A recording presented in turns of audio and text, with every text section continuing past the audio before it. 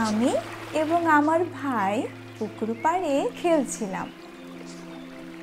এমন সময় আমার ভাই বলল, দেখো আপু, আকাশে কালো মেঘ জমেছে। মেঘের গর্জনে আমি ভয় পাই।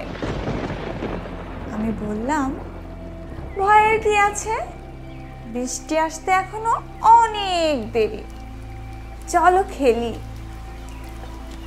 টপ টপ টপ, ওহো, বৃষ্টি তো চলে এলো। আমরা দুজন কচুর পাতা মাথায় দিয়ে দৌড় দিলাম।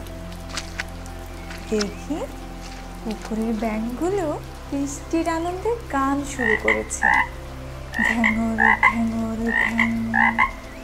পাশে ফুটেছে সাদা শাপলা, আমাদের জাতীয় ফুল। গাছগুলো যেন বাতাসের দোলায় নেচে উঠেছে।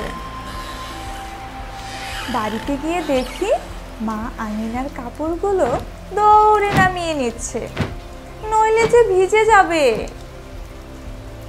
আমার বাবা এবং চাচা এখনো বাড়িতে ফিরেনি, নিশ্চয় ওরা বৃষ্টিতে আটকে আছে।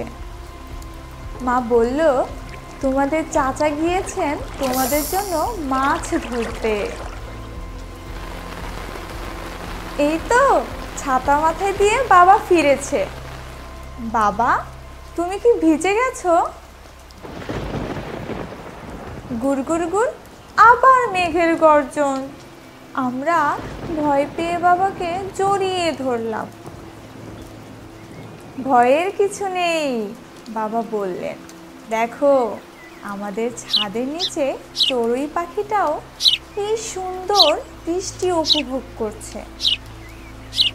আমাদের বাড়ির টিনের ছাদে বৃষ্টির ভীষণ আওয়াজ, ঝম ঝম ঝম।